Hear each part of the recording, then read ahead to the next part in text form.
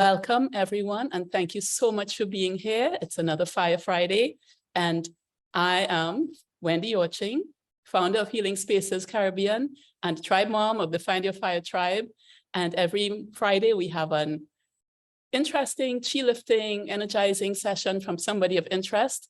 And today, that person of interest seems to be me. Today, I have promised to give my tribe and some lovely guests a couple of chapters of my upcoming book called The Courage to Fly. And I have to admit to you that I'm very nervous about doing this. I'm never nervous about doing live broadcasts, but I'm nervous about this because the last time I tried to read this book to the tribe, I was in tears for much of the reading. And I'm hoping that I'm stronger today and that you guys don't choose a chapter that has me crying. But you never know. So stand by. In fact, I don't have any tissues, but wish me luck because this book is very close to my heart. It's a child of my heart, I would say. And it therefore brings a lot of emotion out of me whenever I share it. And I'm hoping that you feel this emotion too when you listen to me read it. So welcome Margie, who's just joined us. And I'm going to take a peek now to anybody who might be live on Facebook to make sure that we are streaming on Facebook. I believe we are. Wonderful. So welcome, Margie. Lovely to have you. And welcome everyone to a book reading of The Courage to Fly by me. The title of the book is The Courage to Fly, and the subtitle is How to Follow Your Dreams and Reach for the Sky, no matter what the world tells you. And that has been my story, but I would also like it to be the story of every single person who shares this book, who reads this book, who experiences this book. Why was this book born? Well, as many of you know, those of you who may have known me from my previous years, I've had a very intriguing and interesting life. But what many people don't know is the challenges that I had as that life unfolded, as we all do. Everybody sees the successes and they don't know the journey. So this book was born because for many years after I retired, people have been asking me, why don't you write a book? Why don't you write a book? And I was always saying, no, I can't be bothered. Let other people write the book. Because I have never really been one to stop living, to start writing.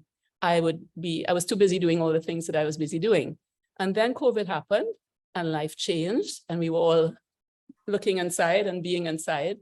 And the idea of reaching out to the world was born through other means that I couldn't do before, that I didn't do before. And the book came up again. Well, a very dear friend who is here on this session today said, Wendy, it's time to write that book. And I went, yes, you're right. And so, of course, I put my attention to it this year. In May, actually, I started writing. And once I put my attention to something, I tend to be rather focused, kind of like an arrow. And as I started writing, the book just tumbled out of me.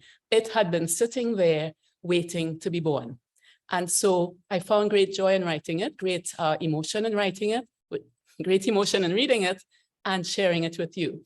But it was born because of my desire, my realization that many people need to have the courage to fly and that my journey might help people, and I'm pretty sure it will, help people who are stumbling or faltering or doubting themselves to find their own.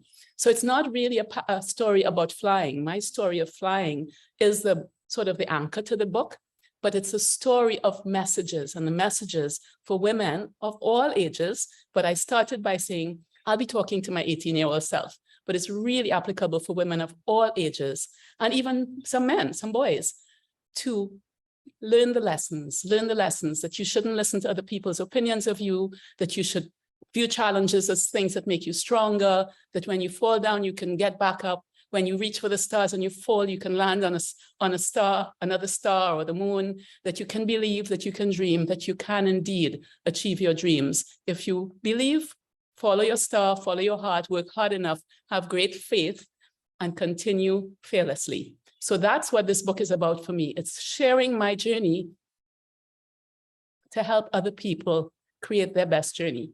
Here I go again, about to cry. Now, my book is divided into 3 sections. The first section is called Hummingbird, and the Hummingbird section applies to the journey I made from a young girl to becoming a jet pilot at BWIA. Eagle is the section, it's quite a large and intense section of my being a captain at BWIA and other adventures around that same time in my life, which they're not all to do with flying, as you will see. And the third section is called Hummingbird, and Hummingbird is the life after flying. Hummingbird is where I am now. So those of you who've joined me in my life journey after I stopped flying will have joined me in my Hummingbird phase. And all of them have the theme of flying. Flying will never leave me. It's part of my blood. It's part of my essence. And I hope I can share that love and that feeling for flying with you. Hold on, somebody else coming in.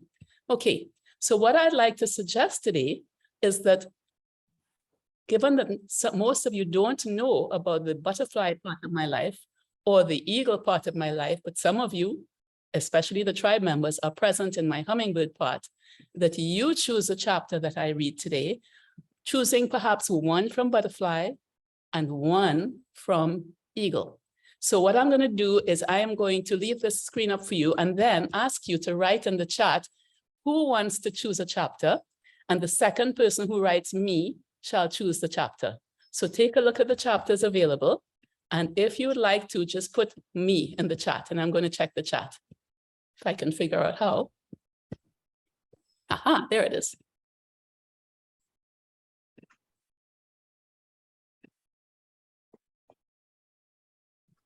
Welcome, Anthony Whitehall. Lovely to have you. Okay, I have one me from Nicole. So the next person to write me gets to choose the chapter.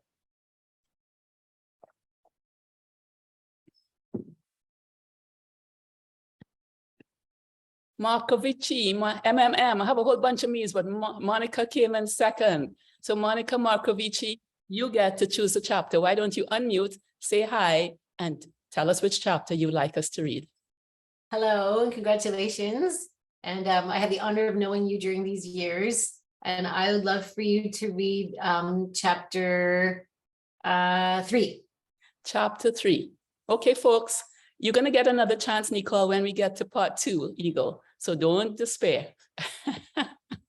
All right, so I'm going to stop the share and try to get into the book, sharing the book with you. So if you'd like to, folks, you can actually read the book along with me. But if you want to close your eyes and listen to it, I think that's the most effective way. And chapter 3 is on page 11. Oh, and yes, some of the chapters have little historic images. I don't know if you're seeing this. Can you guys see my screen yet?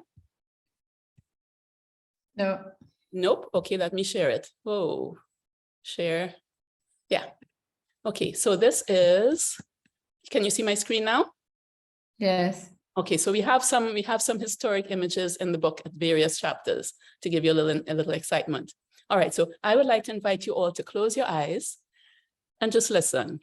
If you want to read along with me, you can, but I think it is better if you just listen. So chapter 3 is My Pilot Journey Begins. I can, I will, watch me. After all those years of yearning, of wishing, of being discouraged by others, my passion now swelled until it erupted in a crashing wave of certainty. I would go for it. I would learn to fly. One day, I would be a pilot. Instead of returning home, I informed my shocked parents that I needed to stay in Canada and learn to fly airplanes. There was just one little problem. The cost of flying lessons was astronomical, even more so nowadays. And after 5 years of studying and working and to support my education, my funds were almost zero. My parents could not help financially, and I had no rich relatives. Financing my flying lessons would be up to me. This would need some thought. But I was committed to my path. I soon discovered an excellent local institution that offered a 3-year degree program in aviation and flight technology. I was in Canada at the time. And for their top 30 students, they offered free flight training to the level of commercial pilot. Aha, this was just what I needed. The opportunity was amazing. Thousands applied to the program, approximately 100 were chosen to start, and at the end of the first year, the top 30 were selected to proceed to flight training. I applied among that field of thousands, and I was accepted. I worked my butt off, made it through that first crucial year at the top of my class, and was chosen to enter year 2, free flight training ahead. Except that's not how my story goes. Within weeks of starting the second year, and with flight training imminent, I realized that something was wrong. Each morning, I felt ill, stressed, panicked at the very thought of going to school. How could this be? Becoming a pilot was my dream. Why wasn't I happy? My boyfriend suggested I seek help, and I bless him for it. Within one session, my psychotherapist pinpointed the problem. Apparently, the first intense year had affected me psychologically. I was experiencing a form of stress disorder from the intensity of the program and the high level of competition required. When I walked out of the therapist's office, I felt like a light had come on within me. His assessment made such sense. I'd never been competitive before, always preferring the cooperative approach where each person helps the other persons to rise. And yet I had just spent the last year in a heads down, no holds barred competition with 100 students to ensure that I would be among the top 30 candidates chosen. Such an approach was totally against my nature, and my body, mind, and spirit were rebelling against it. Despite the bright lure of free flight training, I resolved to find another way to reach my dream. I quit the program. I've never been a quitter, so everyone in my life registered huge shock and disbelief. But I knew in my heart that this matter was one of personal well-being, of survival. As determined as ever, I now had to find employment that would support my very expensive habit. Armed with my university certificate, I searched for work in the computer field. In those days, computers were huge standing giants that kept in large temperature-controlled rooms attended to by computer programmers who spoke their jargon. I landed a job at an insurance company that needed someone personable who could act as intermediary between their programmers and the insurance professionals who needed data from those scary computer banks, presented in ways that they could understand. Marina, your Claude will remember these days. I was that person. The job was perfect for someone with my skill set. Computer knowledge combined with excellent people skills honed by my years as a flight attendant. I enjoyed the work, and it just about paid for my flight training. Even more important was that my boss allowed me flexible hours so that I could fly several times a week. For 3 years, I worked full-time at the insurance company and spent every free moment training at Buttonville Airport, just north of Toronto. Because my flying lessons gobbled up a shocking amount of money, my 2 credit cards were constantly maxed. To make it through, I gave up most of my social life, choosing to stay home watching TV with a simple home-cooked dinner instead of going out to a movie with friends. I could only afford the basics. I had no money for extras. Each milestone was a delight and a personal triumph. First solo flight, check. What a rush. Private pilot's license, check. This meant I could invite my friends to fly with me in a little Cessna 150 and give them a good scare. Commercial pilot's license, check. This meant I could apply for a paid flying job. I just had one little problem. With the ink barely dried on my licenses and no experience in the real flying world, no airline would hire me. So I decided to become an instructor. More training, more studying, more money, more exams. Then instructor rating, check. Now I could get a job teaching beginners how to fly. That's how, in 1984, I became a flying instructor at Central Airways located at Toronto Island's pretty little airport. Unfortunately, new pilot instructors didn't make much money. Employers knew that we were teaching in order to build up flight hours to become attractive to the big airlines. To survive, I needed another income. So for the next 2 years, I worked 6.5 days per week, every week, 3.5 days teaching beginners to fly, love that, and 3 days as a computer freelancer to pay the bills. That left half a day to do laundry, groceries, and get some rest before starting the week all over again. Years later, people would see me stride across the airport in my full uniform and think, oh my God, how lucky she is. They have no idea. My success was not mere luck. It was years of dedication, determination, hard work, and struggle. I followed my dream with all my heart. They say God helps those who help themselves, and I trusted in that maxim. And yes, there was a bit of luck in there too. At the end of every chapter, there's a message for the reader. And my message for this chapter is, if you think you can or you think you can't, either way, you're right. Thank you. How's that? And you approach, and we are allowed to approach. Sure. Wonderful. Oh boy. So thank you, Monica, for choosing that one. I have to say each chapter is special to me in some way because again, they all come from my life and my heart. And they all taught me something. Every challenge taught me something that made me the person that I am sitting here talking to you now. Okay, so we have some messages. Awesome, awesome hearts. Okay, thank you. Thank you. All right, so I'm going to move on to the eagle section of the book, if you'd like that. So I have to go back and find how to do the share. So stand by. Oops. Yeah. And come back to you. And let's try to share it now. Yes, there it is. Okay, so let's do eagle. And again, the second person to write in the chat will get to say what chapter we choose. Now, eagle has a lot of chapters, so take your time to read. Don't rush. Take your time to read them. Oops. In fact, I will go through them for you. It's Captain Wendy. That's my first experience as a captain. Other people's opinions. Captain Wendy's mom. That's a humorous story. A Day in the Life Part 1 and A Day in the Life Part 2. A Day in the Life Part 2 takes you through a flight with me and really gives you the feeling of what that was like. A Woman in a Man's World, The Shadows Within. That's the tough stuff that we all have.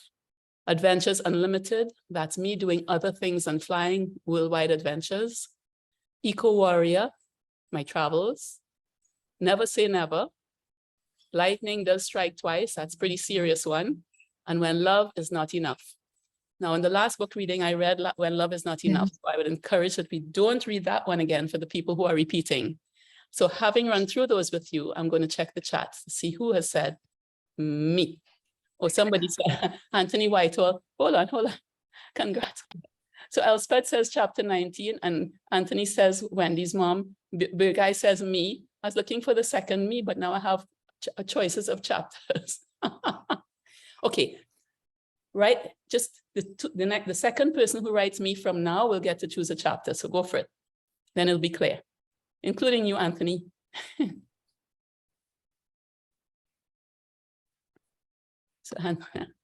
So we have Anthony and Kathleen. Okay, Kathleen, you're the second one from Burgai. So Kathleen, you get to choose a chapter. Wonderful. So I'm choosing chapter 14, A Day in the Life, Part 2. Oh, Kathleen, that's an excellent choice. Oh, stand by for more crying. Okay. Okay. So folks, for you who didn't get your chapters, Anthony and Bergie and Elspeth, of course, when you get the book, you'll read all the chapters. And I wanted to actually share something really exciting that happened today. I have sent out the advanced copies of the book. We have sent out 8 advanced copies to VIPs as asking for their support for this book, because I think it's an important book to get really good coverage for as many women and young ladies as possible. And we sent them out 2 days ago, and this morning I got a call from the wife of the Prime Minister of Trinidad and Tobago, and she was so ecstatic. She was, Wendy, I don't do this. I don't normally do this. I'm really, really busy. I work from 7 a.m. till midnight. And last night I started your book and I couldn't put it down. I finished it this morning when I was supposed to be working, and I love it. It's a fantastic book. How can I help? You wouldn't believe what that did to my day. I was in tears. I was goosebumps all over. And that really just blew me away, because I didn't expect that kind of response, and it means a huge amount. So that was what happened today. Oh. Okay, so we're going for chapter 14. And let's just scoot down. You're not seeing you're seeing my screen, folks? Yes, you are. Yes. Okay, so you'll see as I scoot through, they have some cute pictures. Yeah. Oh, let's just scoot a lot faster.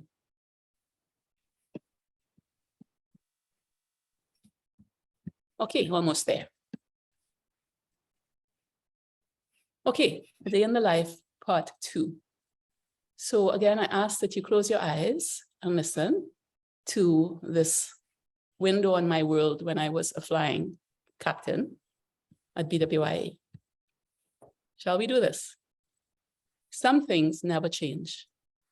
Each time I enter the cockpit, stow my flight bag, and clamber into that pilot's seat, it's like coming home. I look around and above at the glowing instruments and the lights, buttons, levers, circuit breakers, and I can't wait to get my hands on them. I'm happy, excited, primed. I begin my part of the pre-flight checks. Across from me, the first officer does his or her part, each of us intent on performing our piece of the whole. It's a partnership in which we have different moves that somehow mesh together to create a complete dance. Passengers begin boarding. The load sheet arrives, the baggage holds are closed, and we are ready for an on-time departure. It's time to go flying. We call ground control for clearance to push and start. When I was a young pilot flying smaller airplanes, I equated being pushed back from the gate as a mark of being in the big league. And now here I am, Captain Wendy, cockpit to ground, I say. Go ahead, skipper, comes a voice from the headset below. We've been cleared to push and start, I say. Brakes are released. The tow truck below eases us away from the gate with care, watchful eyes on the ground, ensuring we are clear of any hard objects from wingtip to wingtip, from nose to tail. Captain, you are cleared to start engines 2 and 1. The first officer and I run through the checklist to start the engines. Both start as smooth as silk. We can't really hear the engines in the cockpit, only a gentle thrum, but the cockpit instruments tell us that all is well. Outside is a different story. Those twin jet engines are roaring so loudly, the ground crew need protective gear. We do another checklist after starting the engines, then get clearance to proceed to the active runway. A pilot's day is full of checklists. We will call for them, which is pilot speak for requesting that a particular checklist be read, and do them together at every stage of the flight ahead. Before takeoff, after takeoff, at cruise, before descent, before landing, after landing, and again, after shutting down the engines at destination. We have checklists for normal operations, and we also have a special collection of checklists for almost anything that could go wrong with an aircraft. Over the years, I've learned how vital these checklists are. When a person is under pressure, it can be so easy to miss something crucial, something that could make the difference between success and failure, life and the other option. Air traffic control. West Indian 426, taxi into position and hold. Air traffic control clears us onto the active runway. Looking out carefully for anything that might spoil our day, we rumble into the runway and line up with the white center line. All checklists are complete. Passengers and cabin crew brief that departure is imminent. The moment everyone is waiting for has come. Air traffic control. West Indian 426, you are cleared for takeoff. It's time to fly. Advance power levers. The engine instruments wind up and are monitored. All is well. Release the brakes, and the huge metal tube with 150 souls on board starts to roll forward, then hurtle forward. I love this feeling of being pushed back into my seat by the surge of those powerful engines with a ribbon of runway stretching ahead of me, the sky beckoning beyond. 80 knots, all is well. 100 knots, V1, the moment of decision. If something happens before V1 speed, we can still stop safely on the runway. If something happens after V1 speed, we are committed to take the aircraft into the air no matter what the problem. VR, takeoff speed. Slight pressure on the yoke, the nose eases up, the nose wheel leaves the ground, followed seconds later by the main gear. This is the moment of transformation, of magic. This is the moment when a huge, heavy airplane departs the earth and transforms into a beautiful, graceful, metallic bird. This is what it was meant to do. This is what I was meant to do. It's nighttime, 5 hours later. We are 250 miles out of New York and our destination, John F. Kennedy International Airport. Time to prepare for arrival. We check the weather, the runways in use, and conditions at our alternate airports in case for some reason we are unable to land at Kennedy. All look good so far. My first officer and I discuss everything as we review the approach charts, the specifics of the landing, and our plans if we need to proceed to another airport. The flight computers are programmed, descent checklist completed. We are ready. ATC instructs us to begin descent from our cruising altitude. The descent is a step-down process in terms of both altitude and speed. The closer we get to the high-density airspace around Kennedy, the more crucial it is that we be alert, focused, responsive, and a highly functioning team. Hold on, somebody's trying to come in. Let me let them in. We are being guided by ATC to fit into a three-dimensional jigsaw puzzle of huge metal parts, all moving at speed and potentially explosive. The focal point of that puzzle is JFK Airport and the landing runways in use. Tonight, 2 runways are in use parallel to each other. Aircraft will be landing and others taking off simultaneously on both of these runways. When the scattered clouds permit, we can see the lights of other jets above, below, ahead, and to each side of us, but we can't see the whole picture. Only the faceless voices commanding us from the ground can see the entire puzzle, and at this stage, we must trust them with our lives, as our passengers have trusted us with their lives. Our job is to strive to do everything perfectly as instructed, and so avoid disrupting their tightly woven precision patterns. ATC is busy juggling balls of steel. They don't have time for non-compliant pilots. ATC, West Indian 426, turn left, heading 060, reduce speed to 180 knots, descend 3,000 feet. We comply promptly. This is what we've been trained for. The density of traffic and the instructions and the pilot performance needed become more and more intense as we are turned toward the active runway. We are slotted into an approach sequence between a Boeing 767 ahead and an Airbus 340 behind us. We are number 2 to land. The Boeing 767 touches down, and now we are number 1. ATC, West Indian 426, cleared to land. Highly alert, flying the precision glide path to the landing zone, touching down, reverses brakes, vacate the runway as soon as possible to facilitate the Airbus coming in close behind us. Now we are in the hands of ground control, who will talk us through the maze of taxiways to the terminal building. As we arrive at the international terminal, our ground marshals are ready to guide us safely into our assigned gate. Engines shut down, checklist complete, paperwork done. We are here. Another flight safely completed. I'm tired. I'm happy. I still can't believe I'm paid to do something I love so much. Tomorrow we will do it all over again, heading home. Sorry guys, I cannot not cry when I read that. The message on this chapter is this. I hope you have enjoyed this small peek into my world. I pray that you have or will have something in your life that you love as much, something to which you give your heart, your hands, your head. When that happens, it won't feel like work because you will be following your passion. You will know that you are living the life you were meant to live. Never settle for less. Okay, so I am going to stop the share and come back to you. You guys want to have share with me your thoughts, your feelings, your feedback, your comments? I have a couple of people. Thank you, Wendy. I've always wondered what happens in the cockpit. And now I have a better idea of what happens in the cockpit for takeoff and landing.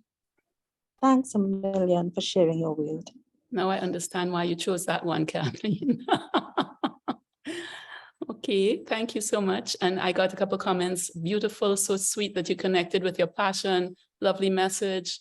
I love it, wonderful, and wow. Thank you guys. Anybody want to ask me any questions or say anything more?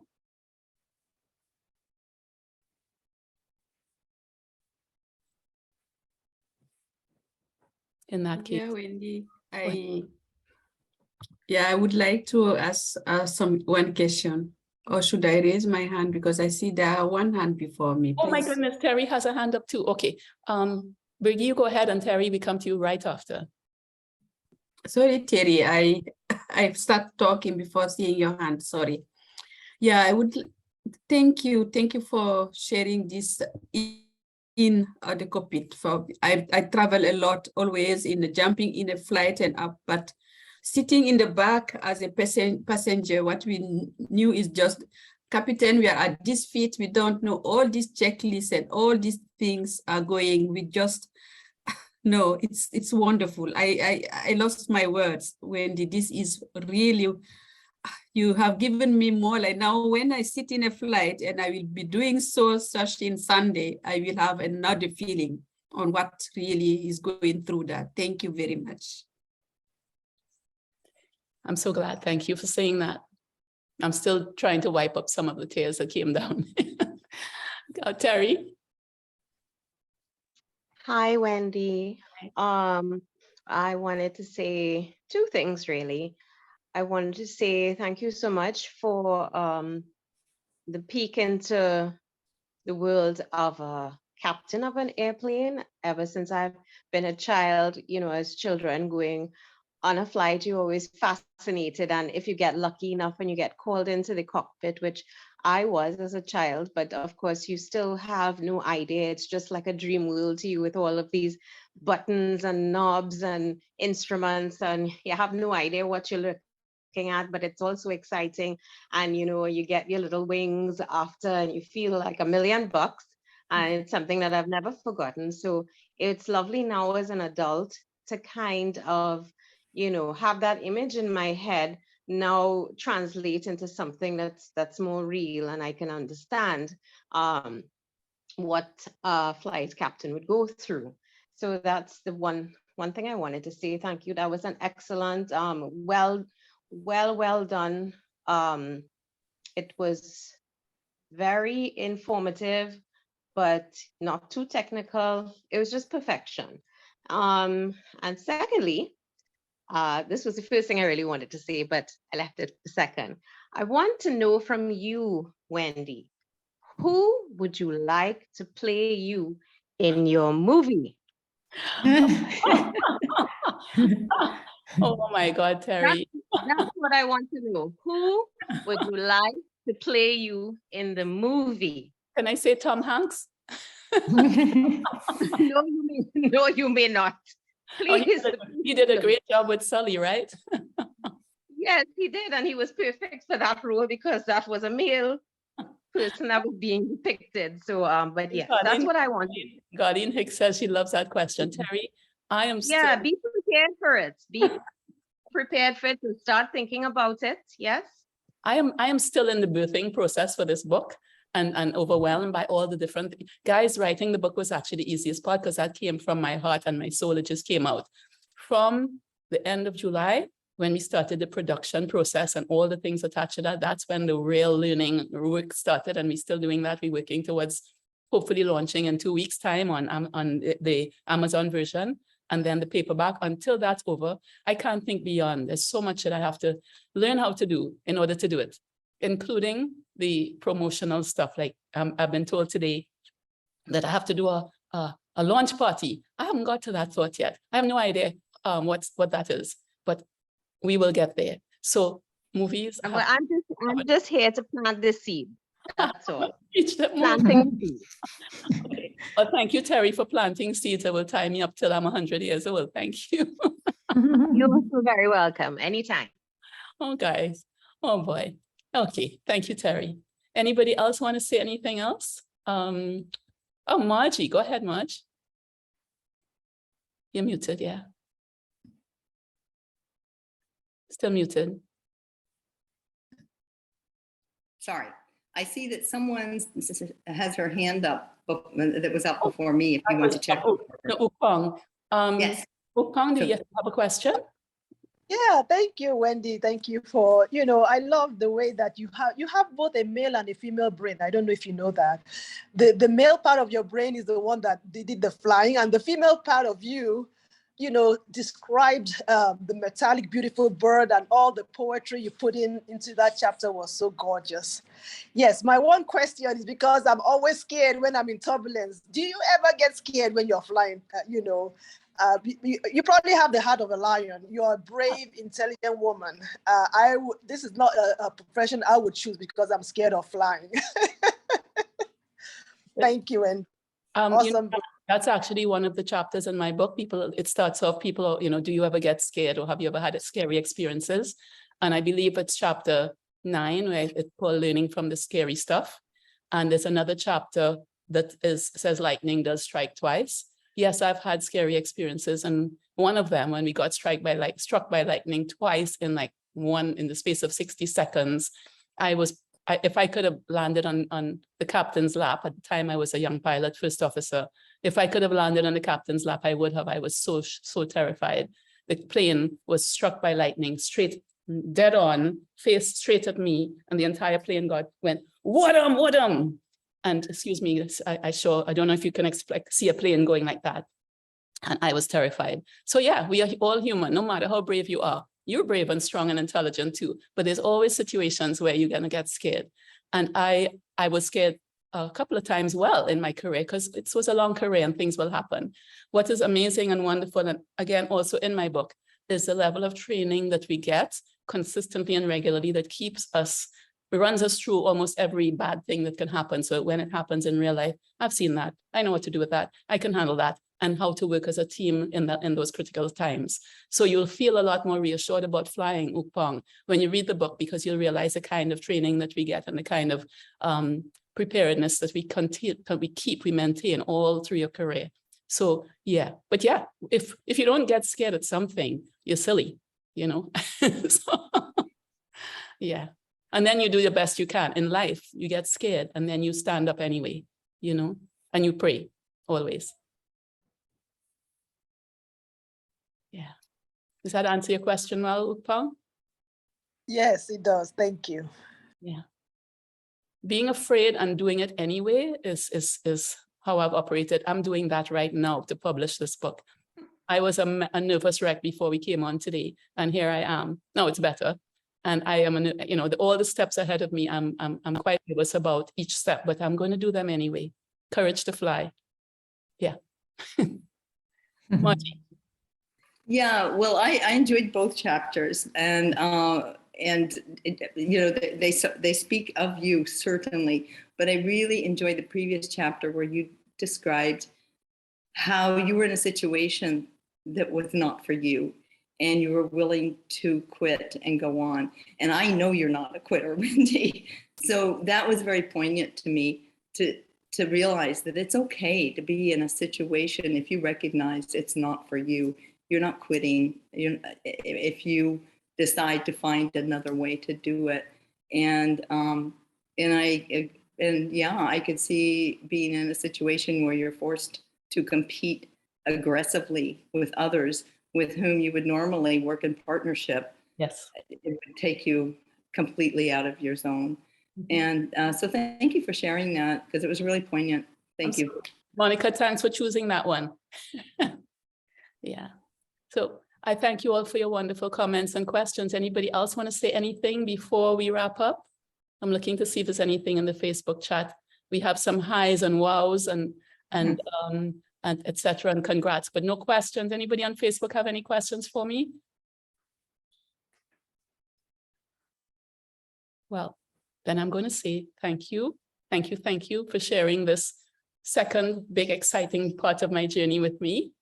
And thank you for your feedback. It gives me reassurance and confidence the way Mrs. Rowley today gave me reassurance and feedback that was over the top and made me feel so good. Thank you all for being here for me today. Many blessings. Namaste. Thank you, Wendy. Thank you, Wendy. Namaste.